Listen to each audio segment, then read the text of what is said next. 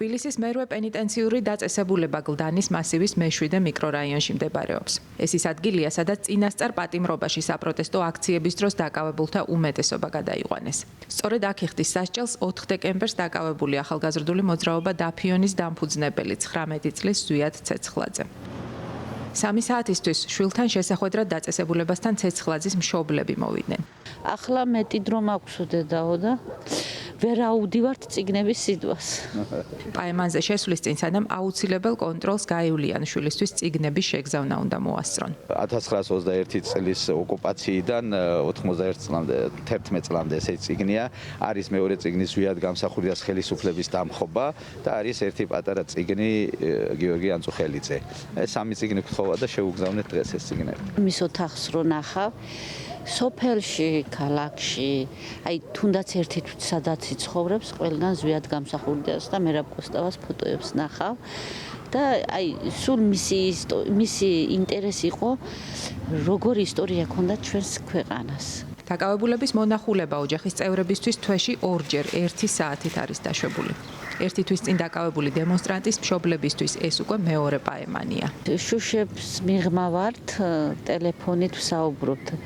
ჯერჯერობით ასე იქნებაო და მერთით მე აღარც დაგჭირდება და სახში ჩავეხუტებით ჩემ შვილს. ზვიად ცეცხლაძეს ბრალად ჯგუფური ძალადობის ორგანიზება ედება, რაც 6-დან 9 წლამდე პატიმრობას ითვალისწინებს. მასთან ერთად პროკურატურამ ბრალი კიდევ 7 პირს ვეფხია კასრაძეს, ვასილ კარძელაშვილს, გიორგი გიორგაძეს, ირაკლი მიმინოშვილს, ინსაფ ალიევს, თორნიკე გოშაძესა და ნიკოლოზ ჯავახიშვილს წარუდგინა. აქედან 3-ს ცეცხლაძეს, კარძელაშვილსა და კასრაძეს ბრალად ჯგუფური ძალადობის ორგანიზება ედება. დანარჩენ 5-ს კი ძალადობაში მონაწილეობა. უჰაერობისა და მაღალი საზოგადოებრივი ინტერესის მიუხედავად მოსამართლემ საქმის განხილვა დიდ დარბაზში არ გადაიტანა, რასაც ადვოკატების მხრიდან პროტესტი საბოლოოდ კი დარბაზის დატოვება მოჰყვა. დარბაზიდან გაიყვანეს ბრალდებულებიც. ისე წამოიყვანეს იქედან, ის ხდომის ჩაშლის შემდგომ პროტესტი როცა გამოაცხადეს ადვოკატებმა, გამოიძახეს როგორც თვითონ თქვეს სპეციალური დანიშნულების რაზმი რაღაც 4 მანქანით გადაანაწილეს და წაიყვანეს. და ეგონათ ბრალდებულებს რომ დასრულდა პროცესი, ანუ ან გადაიდო უფრო სწორად. ხო და როცა შემდგომში დარეკაზვიადმა იკითხა და ჩვენ ვუთხარით რომ პროცესი გრძელდება სახაზინო ადვოკატით და სახაზინო ადვოკატი მჭირდებოდა თუ არა, ხო უნდა ეკითხათ ჩემთვის, ну რა თქმა უნდა ეკითხათ, მის გარეშე არ შეიძლება მომხდარიყო, მაგრამ საბოლოოდ ვინაიდან ვადა ეწურებოდათ და 72 საათი სრულდებოდა, ნებისმიერ დარღვევაზე მიდიოდნენ, თავარი პროცესუალურად ჩასულიყვნენ ბოლოში. დარჩა სახელმწიფოს მოსამართლე, სახელმწიფოს პროკურორი და სახელმწიფოს ადვოკატი და მერე გავიგეთ ოფიციალურად არც უცნობებიათ, მერე გავიგეთ უბრალოდ რომ პატიმრობის ვადა გაუგრძელებიათ. აბსოლუტურად ყველა დარღვევაზე წავიდნენ რომ ჩაემთავრებინათ ეს პროცესი რა. კონტროლის გავლის შემდეგ საპატიმროს ეზოს გავლით პაემნების ოთახში მიდიან. შეხვედრა დაგვიანდა. 3 საათზე საპატიმროში შესული მშობლები გარეთ მხოლოდ 6-ის ნახევარზე გამოვიდნენ. საპატიმროდან დაბრუნებულ წიგნებში ბევრი წარწერაა. წაკითხულ და დაბრუნებულ წიგნებს შორის ერთ-ერთი გმირთა ვარამი ცეცხლაძემ როგორც ჩანს სასამართლო განხილვის წინადღეს დაასრულა. დღეს ვაუტანეს წიგნები, მივიღე უკეო წიგნები გახარებული იყო. სულ რაღაცა ერთი კვირა დაჭირდება და ალბათ კიდე დაჭირდება ახალი წიგნები. ხან იმას ქონდა ყურმილი, ხან მე ასე. მაგრად იყავი თუ არ გეგონოთ ახლა დღეს ხვალ ან ერთ თვეში რამე მოხდესოთ, ანუ იმასო ნუ მიეცემითო ძალიან დიდი იმედებსო. აქ ტყუილე არ ვართო, მუშაობთო, მეცადინეობთო, ძალიან დიდ განათლებას ვიღებო.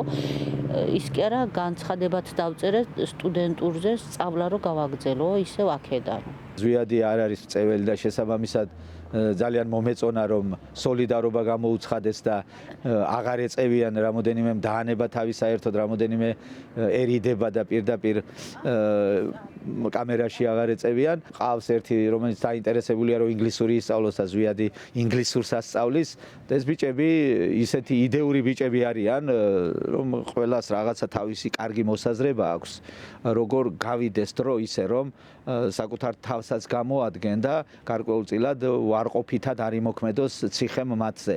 შესაბამისად მოიფიქრეს რომ გააკეთონ გაზეთი სტატიები, ეგრეთ წოდებული წერილები ყველაფერი მომზადებულია. უბრალოდ აქ ტექნიკური საშუალება არ არის ამოიბეჭდოს. სახელი, გაზეთის ლოგო, ყველაფერი რა, როგორც ჩვეულებრივ პრესაა ეგეთი და ეს გარეთ უნდა დავბეჭდოთ რა, მოკლედ სტამბას დაუკვეთავთ. გავავრცელებთ მერე. დიდი ალბათობით სახელიც გლდანის პენიტენციარულ დაწესებულებიდან გამომდინარე იქნება, ვნახოთ როგორი იქნება.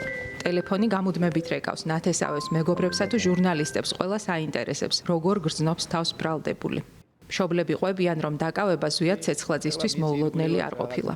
ზოგადად პირდაპირ გითხრა, რომ გამორიცხული არ არისო და დიდი ალბათობით დეკემბერში დამაკავებენო და პროტესტის მუხტი არ იკლებს და ეს თავისთავად იმაზე მეტყველებს, რომ საზოგადოება ცვლილებებისათვის არის მზად და ამ ცვლილებებს ითხოვს და საზოგადოება რასაც ითხოვს აუცილებლად მიიღებს, დღეს თუ არა ხვალ თუ არა ზეგ, დროის ფაქტორია